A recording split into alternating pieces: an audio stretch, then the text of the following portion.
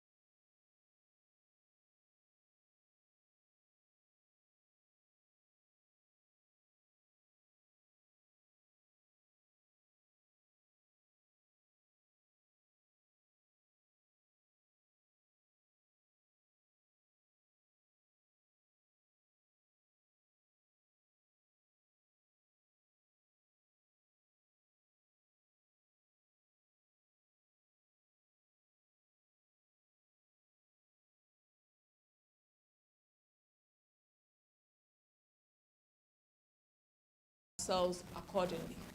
Still to come. Family of Berekum Chelsea player shot dead by armed robbers call for justice.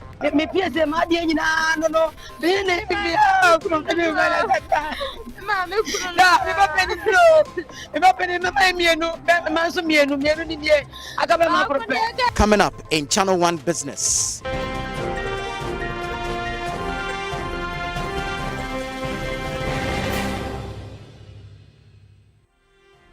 Middle East tensions to push 45 million people into acute food insecurity. And later in Channel 1 Sports.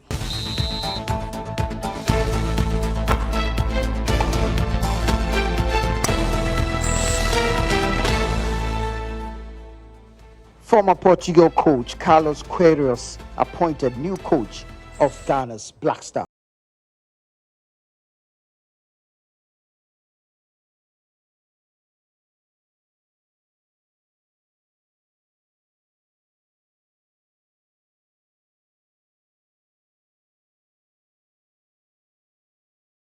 That you stayed on with us here on the Channel 1 Newsroom. We begin this edition of the bulletin from the head office of the Ghana Institute of Freight Forwarders, where a coalition of trade and freight forwarder associations have suspended the payment of duties at the ports for the next 4 days. My colleague Emmanuel Ayama sat through the press conference where this declaration was made, and he has the details in the story. Traders and freight forwarders are still pushing back on the publican AI introduced at the port to check valuation. According to the coalition, although the system is intended to improve customs valuation and revenue mobilization, its current structure is creating operational challenges for freight forwarders. There is no published appeals protocol, no data submission interface, no defined resolution timelines. As a result, traders and agents are compelled to rely on physical visits. You need to go there. You need to go and see somebody. If no one is there, you go to sit there the whole day and come back. Informal engagement is what is now we are being forced to do. They also noted that duties have recently quadrupled, describing the situation at the ports as deeply concerning and markedly different from the period before the AI system was introduced. Somebody bringing a Dodge Ram pickup and you are saying it's a good. I say appeal it, you say decline. So it tells you that there are flaws. Somebody bringing Toyota Voxy. The Voxy that they say it shouldn't be commercially used, which I pay 69,000 cedis. Now it is 7,980,000. For the same box, I pay 69,000.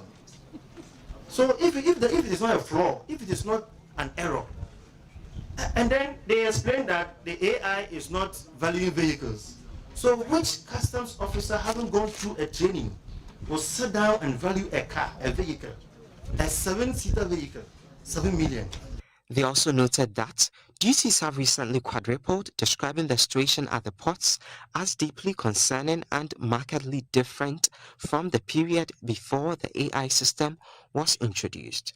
The coalition therefore declared a 4-day sit-down strike across all port entry points in Ghana, beginning Tuesday, April 14, until a clear operational policy framework is established in the early hours of Monday, April 8. This followed an earlier directive by the Ghana Union of Traders Association (GUTA), which instructed freight forwarders to cease payment of duties and lay down their tools from Monday, April 13 to Friday, April 17, 2026, as part of a nationwide trade action against the AI system. We're going to have a 4-day coordinated strike action from tomorrow. We are still talking to them to make sure that they resign their decision and sort out issues peddling around the thing. After the demonstration, after the double last 2 weeks, they gave us, quickly they wrote to us to meet us. We met them, and it's rather unfortunate that leaders like this couldn't even take a decision. Meanwhile, after engagement with the Ghana Shippers Authority subsequently, the authority has indicated that GUTA will suspend the full rollout of its planned trade action against the Publican AI system following a high-level meeting between the two parties. For freight forwarders and the Ghana Union of Traders Association, engagements should be centered on the suspension of the AI system for it to be reviewed. Without this, concerns will still persist. From the Ghana Institute of Freight Forwarders in Tema, I am Manuel Ayama.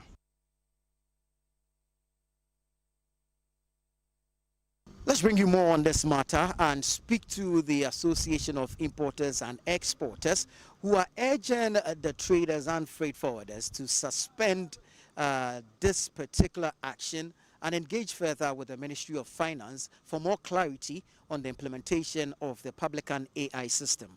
Calling for the suspension of the Publican AI at the port is a premature calling. I think that if for anything at all, GUTA has the avenue to engage government, and government has not closed its doors to us. If they have any merit issue, they can put it before government. If there are any DOEs that values are high, that is why we have the opportunity to do appeals, and the appeals committee will work on it. In fact, as of last week, I have sent DOEs to customs, and customs has worked on it and have not increased any values for anybody. What we should be fighting, in as much as you have a duty to perform to protect the traders, we also have a duty to also protect the country as well. This is the government that came less than 2 years in office, that they have abolished COVID levy for us, that they have abolished e-levy for us, that they have reduced the VAT at the port, which cumulatively used to be 21.9. They have reduced it to 20%.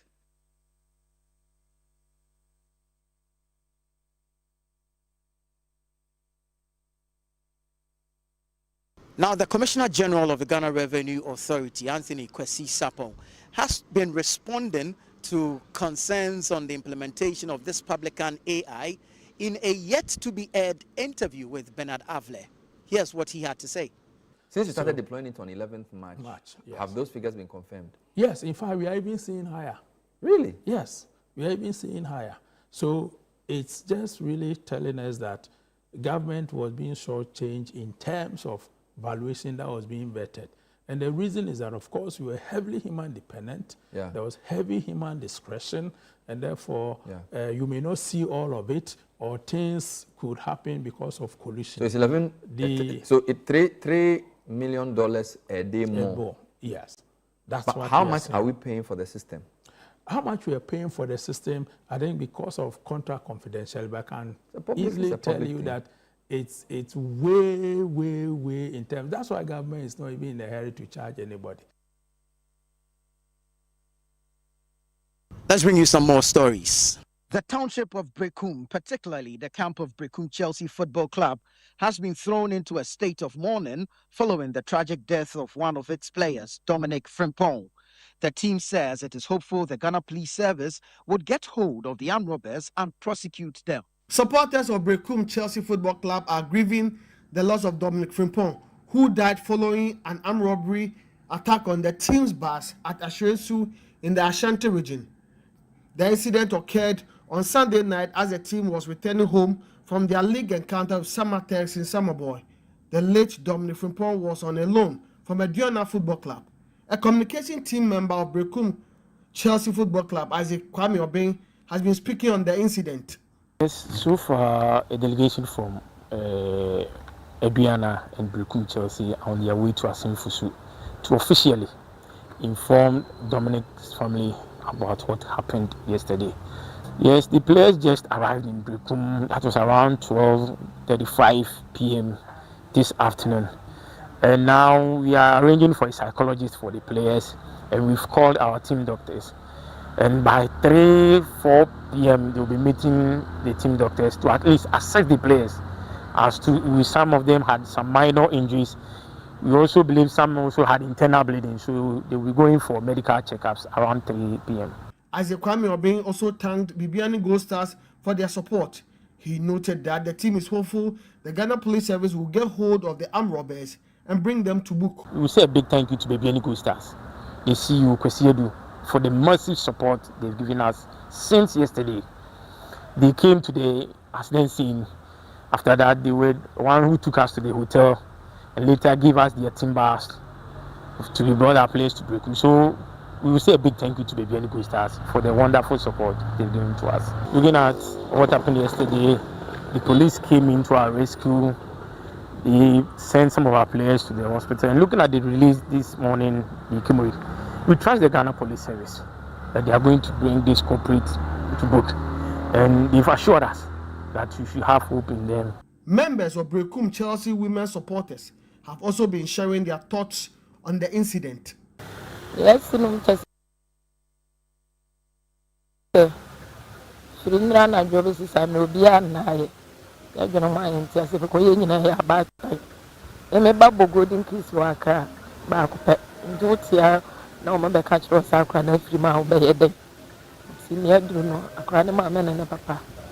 Yes, yes, they were so more by no more. I come to him. And let's see in the yeah, family, but and yes, I heard idea pie and yet be an idea. But no bet on chair and so Kakra, why you know, but now what did you have Sanka? What's me bo season you and cover board another season? Quebec, anyone say.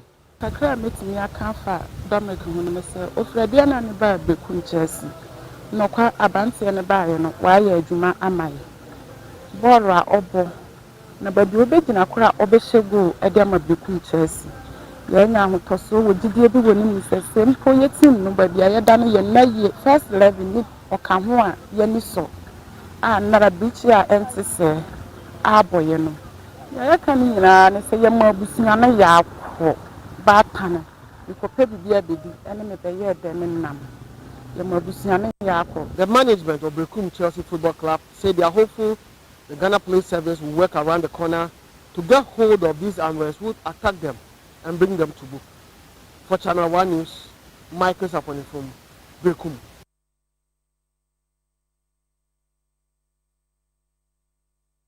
Now to a rather sad story where grief has engulfed the family of Dominic Frimpong, who was killed after armed robbers opened fire on the Berekum Chelsea team bus while returning from a Ghana Premier League match in Samaboy. His mother, Lucy Wawonyo Frimpong, says she received the devastating news late last night, describing him as the family's breadwinner and firstborn of 4. Central Regional Correspondent Kajjano has more in the following report. The incident occurred on Sunday night when the Berekum Chelsea team bus was ambushed by suspected armed robbers along the Samaboy Road following a Ghana Premier League fixture.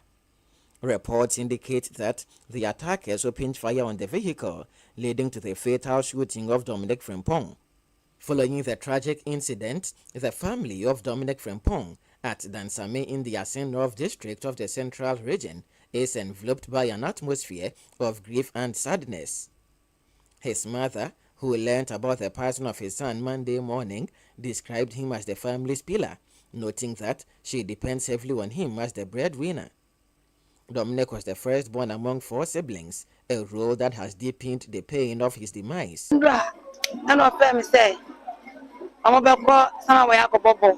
Timnene kasaya Friday kamnene kasaya and then no Saturday and no Sunday so tam also more campaign nti on be konti e bo to ofun there man friend biom nti me so me mam pese be bon be ba TV nti me hwe ya ma nti me tie comment na ma se ya hwe mo na mpom ka se na de ya hwe me be na me kura mo ka se de bia na o ma me ka be na me se ampesa kampani wini enti ahomachi me dem podium and me ma fa fla me na me se bia mo ba se ba enti me nti hwe e bo se si ma sore na me pla me ti aso bia fla me ku omo kasasa mo ka me ku so ya hunani enti omo kasasa na body na minima the crime because that dey na sie wana me yam sheme that dey na sie o si bibia nyabotre abede o se maintenance so ka chen say me ba no ko ball o sama ball no I best fresh to me ba me yam sheme pa ne because me yam sheme na me boy say me pese ma dey nyina no. Considered a shining star by members of the Dansame community, Dominic Frimpong served as a source of pride and inspiration to many aspiring footballers. His demise has therefore impacted many residents emotionally. The family head, Nana Yawajabeng, also struggled to hold back tears.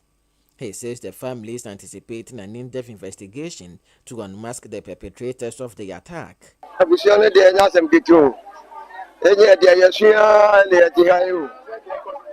Yes, you be I that's I mean football for no hapa numina hanum frenti e basa na yapa e benefo nyina yesu we say to any say ye twa Berekum Chelsea for no mo ba na che ye no mo hia na hu ge be ya bi che ye twa mo no ba ma ne na ya che de but o say ntwa ye twa mo nti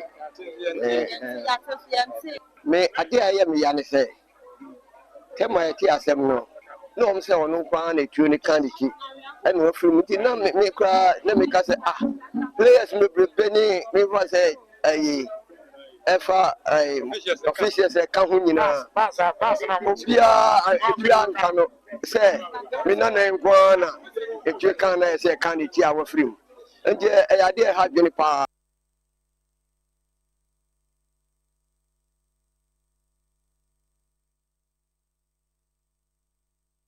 Let's bring you some more stories where retailers in the Ashanti region are raising concerns over rising sachet water prices, warning of reduced sales and profit margins. Despite government engagement with producers to stabilize prices, costs continue to increase. A bag that sold for 8 cedis now goes for 9 to 10 cedis, with retail prices between 12 and 15 Ghana cedis. Channel 1 News' Ashanti regional correspondent has more in the following report. Prices of sachet water have gone up in the Ashanti region despite recent government intervention aimed at stabilizing the market. The efforts led by Trade, Agribusiness and Industry Minister Elizabeth Ofosu Ejari involved engagements with the Plastic Manufacturers Association and the National Association of Sachet and Packaged Water Producers, along with other key stakeholders. A bag of sachet water, which previously sold for 8 cedis, is now selling between 9 Ghana cedis and 10 cedis. Retailers say they have been compelled to adjust their prices, with bags now going for between 12 cedis and 15 cedis, while individual sachets sell at 50 to 70 pesos. They warn the increase is already taking a toll on their operations, citing declining sales and reduced profit margins. Especially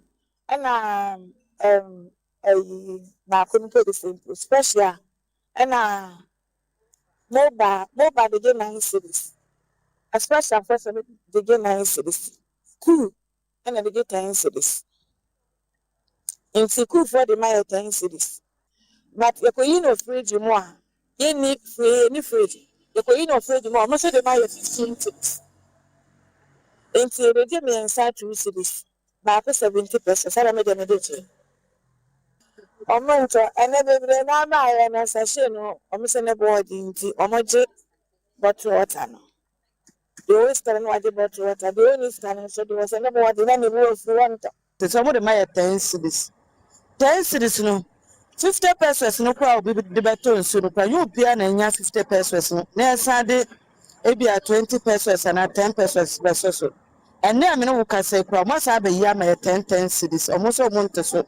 So I want to tell them, so yeah, there's almost better on better tissue. Higher. Just say, well, we better 1 cedi. Say, what mean you sending some? This is what they show rebel. Say, Robert, say, 2 cedis. And so, you need no my any papa. What me set us back, 5 and 10. None indicate. Could say, almost a syndicate. Who for say almost a syndicate. Until they be a year couldn't they yet tombo papa almost a syndicate. Retailers are therefore appealing to the government to intervene once again to help bring prices down and stabilize the market. A son in your back, commodity so kakra maya, and Kabebwa, and also almost syndicate in Prana, Kamiji say Kabebwa, and so much a syndicate. So that's a 10 cities. Or we can come you rubber. Little so much a monster. Nature says, I do man and you're quite anymore, you're quite cheap. Omo de omo me 9 cities. Some of the me 9 cities ya. Give it to me they 50% na. Say ya be boa ma. Omo turn so enya problem ya.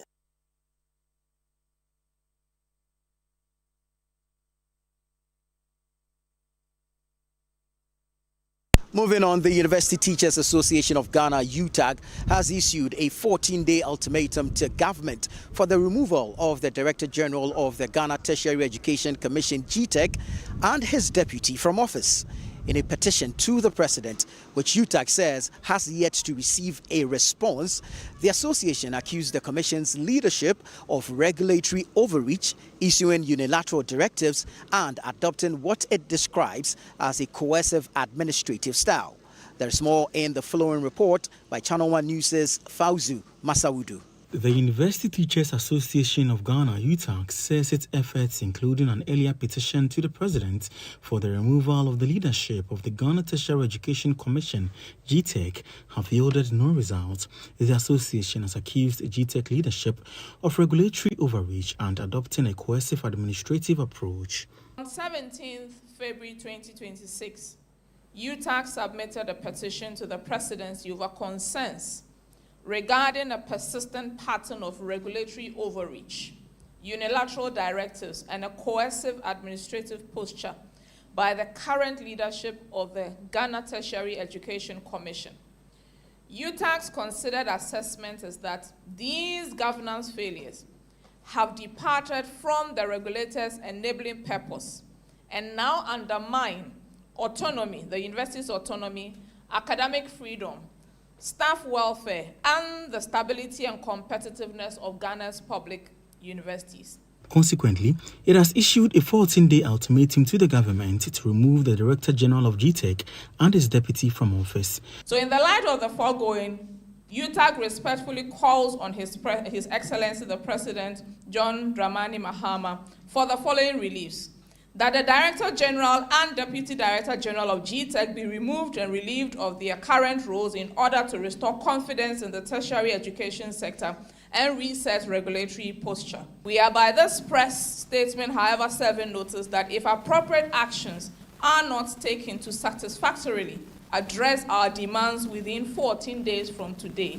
we shall, upon further consultation with our rank and file, advise ourselves accordingly. President of the University of Ghana chapter of UTAG, Dr. Jerry Harrison, says the association may withdraw its services to GTech or embark on industrial action if their demands are not met. Our members would help us about what the best way forward is. But I've told you that part of it could be industrial action, part of it could be withdrawing all services. We could start up these things in a way to make them more effective. UTAG says the posturing of GTech undermines the association's autonomy and that it will not relent on its pursuit to ensuring the removal of the commission's leadership. Reporting for Channel 1 News, Fauzu Masaudu, Accra.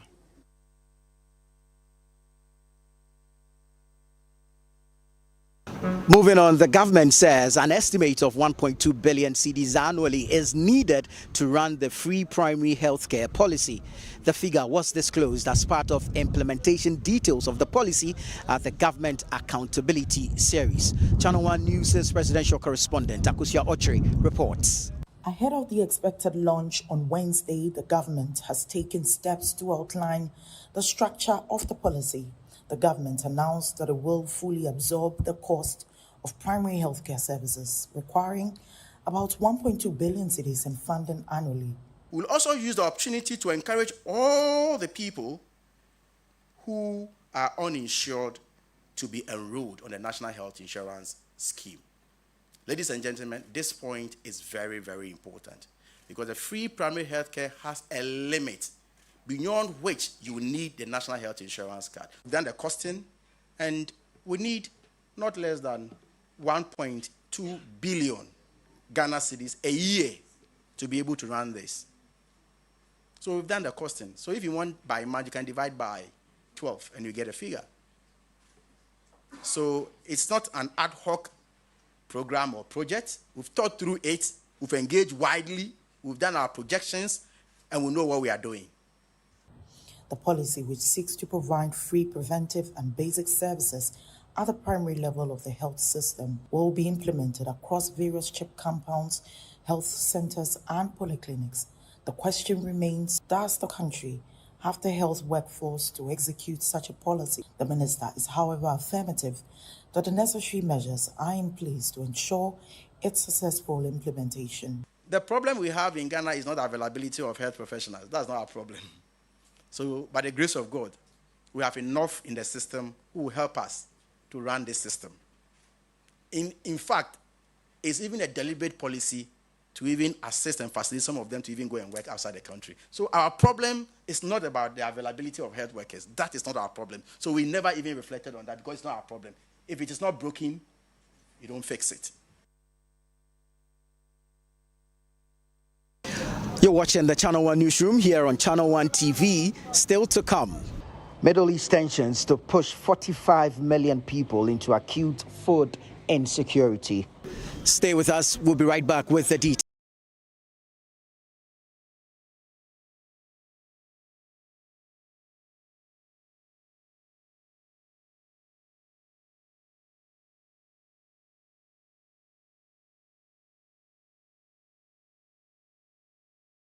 Off in all her glory. With more, because we got you. You get it? We got kicks. We got scores. We got action. We got roars. It's my specialty. We got drama. We got fun. We got more for everyone. With an upgrade on us, just for you. More channels, more shows, more reasons to stay. We got you. DSTV, we got you all the way. The best part of going home is family. Sit up. Hey, mommy, my wife is cooking something delicious. We're here. Lizzy hot pepper sauce, spicy. Bona yete, Lizzy oh Lizzy. Lizzy the Shito. C'est only Lizzy Shito over fail. Lizzy Shito, kasan. Please, can I take some to school tomorrow? Yes, my son, you can. Lizzy Shito dear, ebesu obiasu. Lizzy Shito hot pepper sauce. Yes, spicy and kasa.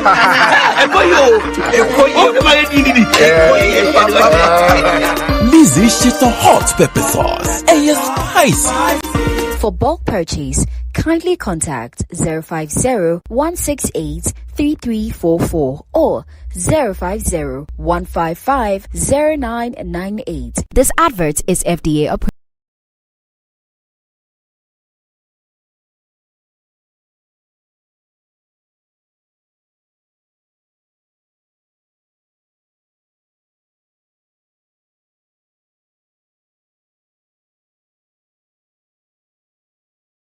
Welcome back to the Channel 1 Newsroom. Next is Channel 1 Business with Neteli Nete Ajahu.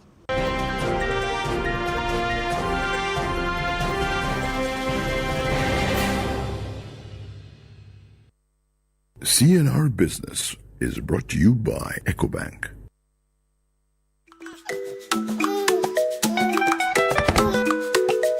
How may I help you today? We'd like to open a bank account.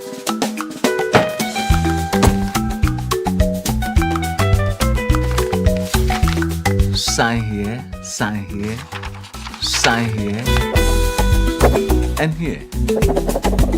And now you draw direction to your house. I need your thumbprint. And I'll need your birth certificate too. No, I need the original. A lot has changed since you banked like this. So have we. We've made it easier than ever to open an account online and bank on the go through our mobile app, online banking, and more. EcoBank, a better way to bank your way. Sign here, and here. EcoBank, the Pan-African Bank. In business, the International Monetary Fund is warning that the ongoing Middle East conflict could push 45 million more people into acute food insecurity. This is due to disruptions to fertilizer shipments, a key input for food production, which could drive global hunger levels beyond 360 million people. There's more in the following report. Food security remains a growing global concern, with millions already struggling to access affordable and nutritious food due to rising costs, climate pressures, and supply chain disruptions. The International Monetary Fund's Managing Director, Kristalina Georgieva, in her curtain raiser speech, also cautions that broader supply chain disruptions could push up prices. Food insecurity pushing another 45 million people in hunger, given the transport restriction problems, taking the total number of people in hunger to over 360 million, with a problem that is potentially going to get worse over time because of higher fertilizer prices. And supply chain disruptions, given industrial dependencies on sulfur, on helium, for silicon chip making and MRI imaging, and naphtha for plastics. The second question is, how can this shock play out? Through three main channels. First, the price impact and supply shortages.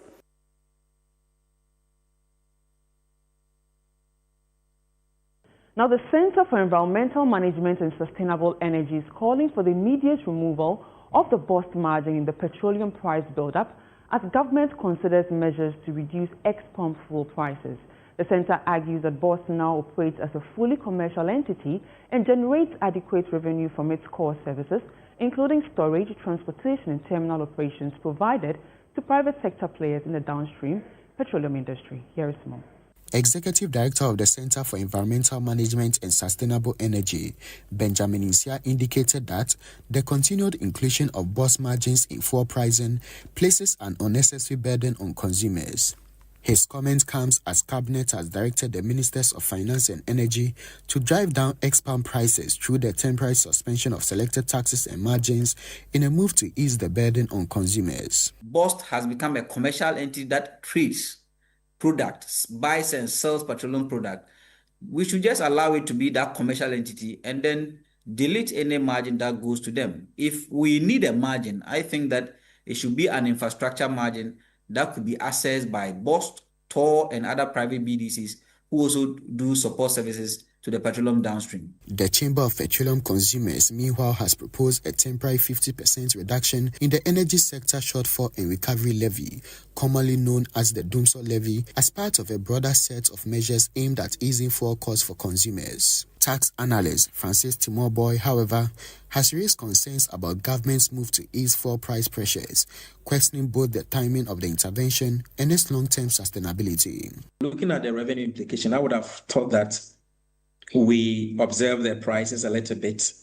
Now that is around $95. It's a bit manageable. We can, go or allow transport operators to, increase their fares. That is likely to spike a little inflation, and I believe that's why the government is looking at how to tame it. So, because transport fares affect almost everything that we do in Ghana, goods, services, the food stuff we buy, everything is affected. So, government may be attempting to tame the potential inflation spikes. But I think that overall, looking at the revenue that we may lose and the potential of this war extending beyond what we are seeing now, it may be a bit early in the days to intervene. I was expecting government to take a little while, observe it, and see to what extent we can do it. Let's get an update on how the local currency is performing on the interbank market and prices of crude oil on the international market.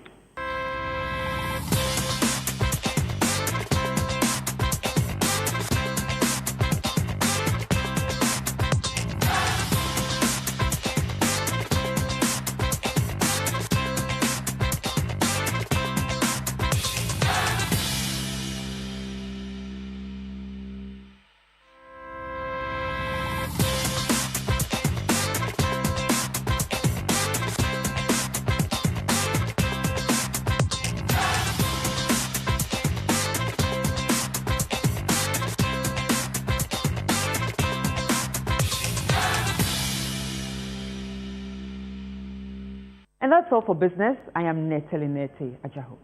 The flag bearership race for the National Democratic Congress is heating up, with party chairman Johnson Asiedu Nketia maintaining his lead but facing growing pressure. A new poll by Global Info Analytics shows Johnson Asiedu Nketia polling 29% among delegates, maintaining a lead over other potential nominees. There is more in this report. The survey conducted between March and April covered nearly 10,400 delegates across all 16 regions.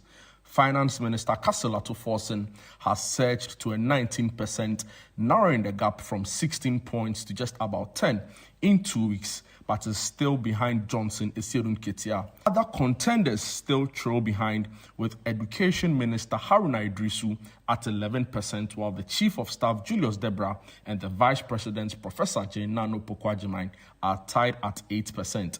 About 24% of the delegates remain undecided. In head-to-head comparisons, Johnson Asiedu Nketia leads Atuforsen by 37% to 32%, a much tighter margin than against other rivals. The national chairman of the NDC, Johnson Asiedu Nketia, also leads Julius Debra by a margin of 43 to 18%. In key swing regions, both Johnson Asiedu Nketia and Atuforsen are tied at 28%. With nearly a quarter of delegates still undecided, according to the Executive Director of Global Info Analytics, the delegates say their top priority is on governance performance and the candidates' ability to deliver on campaign promises.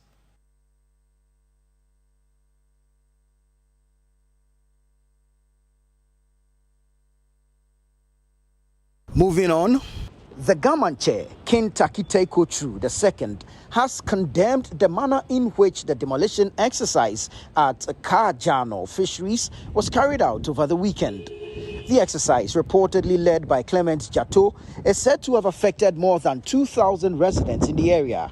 Speaking after visiting the site, the Gaman chair assured that adequate support will be provided to the affected residents in collaboration with relevant authorities. There is more in this report. Residents of Kajjano fisheries are still counting their losses after a massive demolition exercise over the weekend. Some affected residents say they had to spend the night under harsh weather conditions due to a lack of accommodation. Others are reluctant to relocate to a new place. I'm sleeping outside. That's my family over there. And with my kids, they are going over there with my in-law.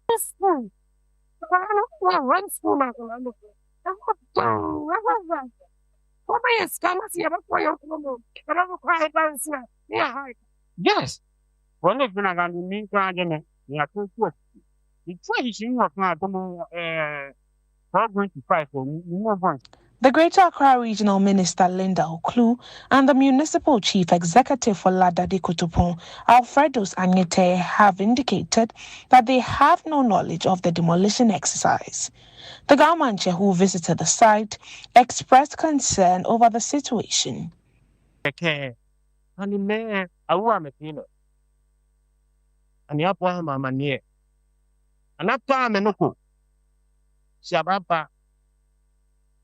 Ni ge holoi tata kei ni fe abachule kenone afiona pe wa no ni nye wi fe inu wata siege. He also donated an amount of money and a truckload of bottled water to support the victims. Now to some other stories. The head pastor of the Anointed Grace Prayer Ministry at Kufuor Camp in the Ashanti region is in police custody for allegedly attempting to bury a 5-month-old baby alive.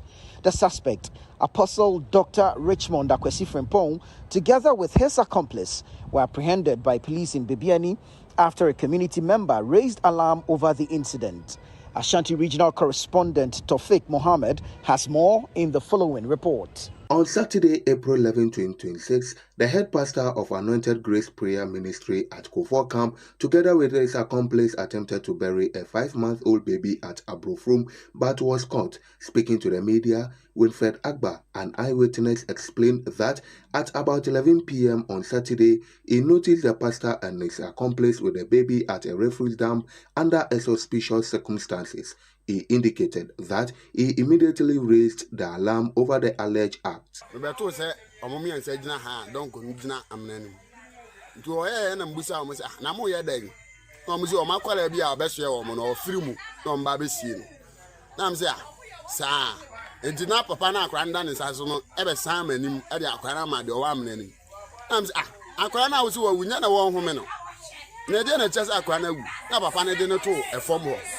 Rapane to form was every family where we be no so want to man. My clan and Gusua, Ninsana, a popo, which means, you know, to man of the Queen, Trionia, you know, when you're the home.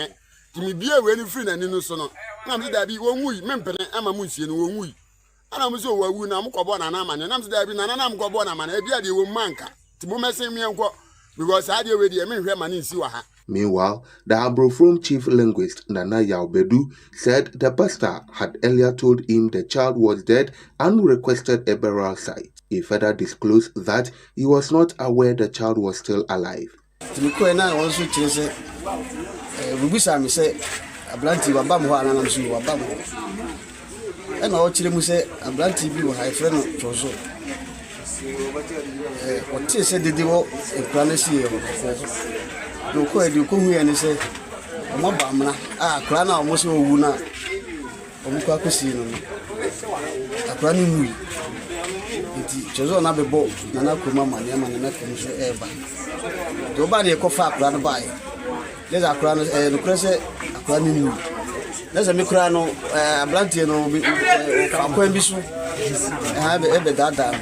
Police have arrested the suspects and investigations are ongoing while the baby has been taken to the Abrofrum clinic for medical treatment.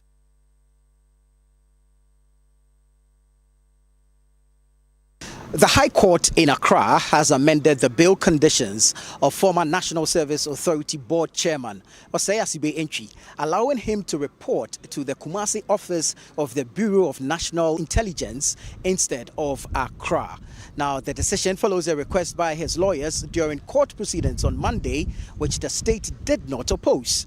Prosecutors told the court they had disclosed 49 documents to the defense and indicated that additional disclosures would be made. The presiding judge granted the request to vary the bail terms and adjourned the case to May 13.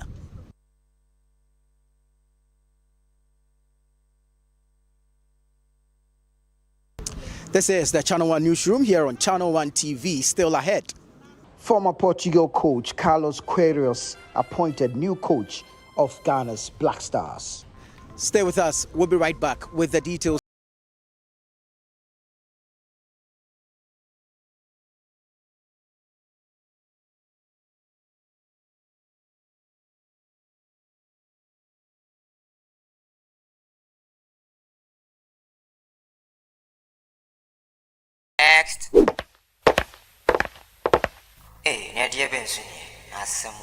Me didn't tum. Mr. Femi Kalika, just call me cockroach. Now, Mr. Femi once now. Hey, is that you? Improve car. Yeah. Captain Mosquito, double the action.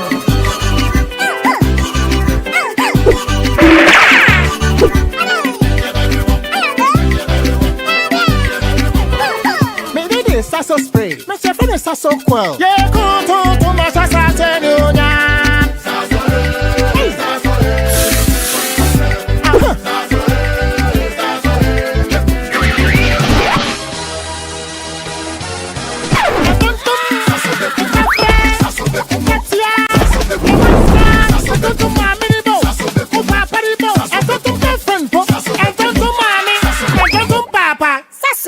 Tum preko.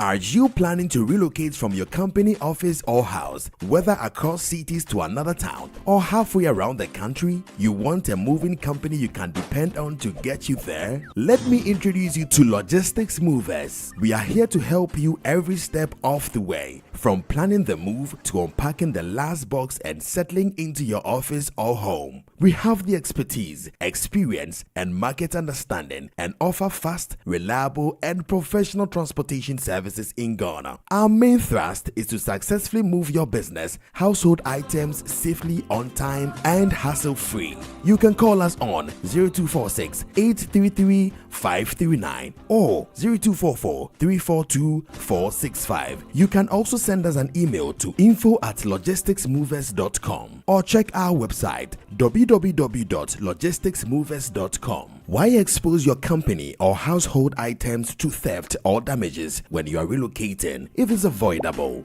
Logistics Movers, we help you relocate.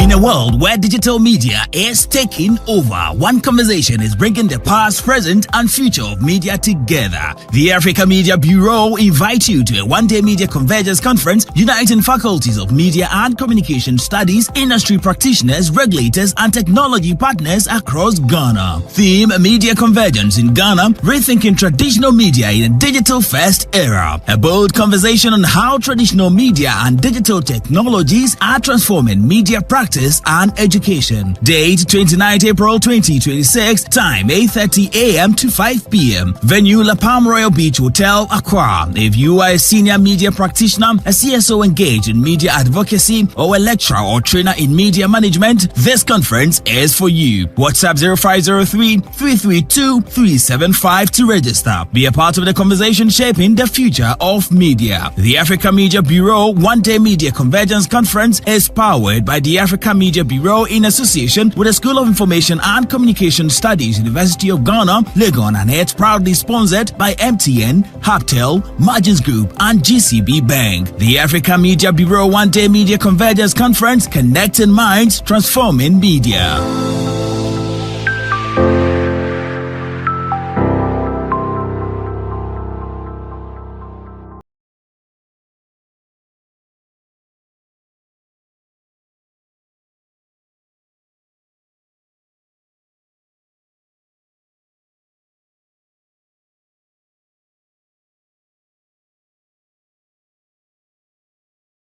Welcome back to the Channel One Newsroom. Let's now bring you Channel One Sports with Bernard Abekuochiri.